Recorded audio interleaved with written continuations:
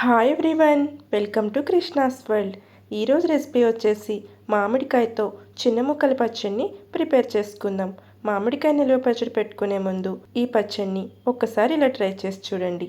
ముందుగా stove on చేసుకుని ఒక ప్యాన్ పెట్టుకుని దానిలోనికి 1 స్పూన్ ఆవాలు, 1/2 స్పూన్ మెంతుల్ని యాడ్ చేసుకోవాలి. స్టవ్ని సిమ్లో పెట్టుకుని వీటిని లైట్గా ఫ్రై చేసుకోవాలి. ఫ్రై చేసుకున్న తర్వాత వాటిని పక్కన పెట్టుకుని చల్లారనివ్వాలి. తరువాత మామిడికాయలను తీసుకుని శుభ్రంగా కడుక్కొని తుడుచుకుని పక్కన పెట్టుకోవాలి. నేను ఇక్కడ 3 మామిడికాయలను తీసుకున్నాను. వీటిని మిడిల్లో కట్ చేసుకుని చిన్న చిన్న ముక్కలుగా చేసుకోవాలి. ఇలా వీడియోలో చూపిస్తున్నట్టు మిడిల్లో కట్ చేసుకుని మధ్యలో ఉన్న జీడిని రిమూవ్ చేసుకుని ముక్కలను శుభ్రం చేసుకుని తుడుచుకుని చిన్న చిన్న ముక్కలుగా కట్ చేసుకోవాలి.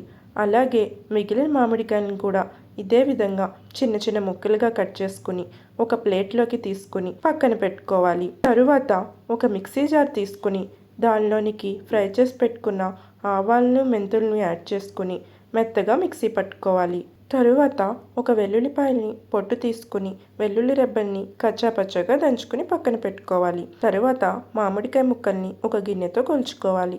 నాకు ఇక్కడ 2.5 కప్పుల మామిడికాయ ముక్కలు అయినవి. వాటిని ఒక మిక్సింగ్ బౌల్లోకి తీసుకుని దానిలోనికి 1/2 స్పూన్ పసుపు, 2.5 కప్పుల మామిడి ముక్కలకి 1/2 కప్పు కారం, 1/4 కప్పు ఉప్పు, ముందుగా మిక్సీ చేసి పెట్టుకున్న ఆవాలు మెంతుల పొడి, వెల్లుల్లి రెబ్బల్ని కచ్చాపచ్చగా దంచుకున్న పేస్ట్ని యాడ్ చేసుకుని బాగా మిక్స్ చేసుకోవాలి. ఈ పచ్చడి మరీ ఎక్కువ రోజులు నిల్వ ఉండదు. 1 నెల పాటు ఫ్రిడ్జ్లో స్టోర్ చేసుకుని తినొచ్చు. ఇలా వీటన్నిటిని బాగా మిక్స్ చేసుకున్న తర్వాత దీనిలోనికి ఏ కప్పుతో అయితే మామిడికాయ ముక్కలు తీసుకున్నామో అదే కప్పుతో 1/4 కప్పు ఆయిల్ని యాడ్ చేసుకోవాలి.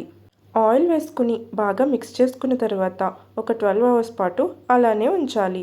తరువాత ఉప్పు కారం సరిచూసుకుని మిక్స్ చేసుకుని ఒక గ్లాస్ కంటైనర్లో పెట్టుకుని ఫ్రిడ్జ్లో స్టోర్ చేసుకుంటే నెల రోజుల పాటు నిల్వ ఉంటుంది. ఇలా చాలా తక్కువ టైంలో చాలా ఈజీగా మామిడికాయ చిన్న ముక్కల పచ్చడిని ప్రిపేర్ చేసేసుకోవచ్చు. మీరు కూడా ఈ రెసిపీని ఒకసారి ట్రై చేసి ఎలా ఉందో కామెంట్ చేయండి. మరిన్ని రెసిపీస్ కోసం కృష్ణాస్ వరల్డ్ని ఫాలో అవ్వండి. Thank you for watching.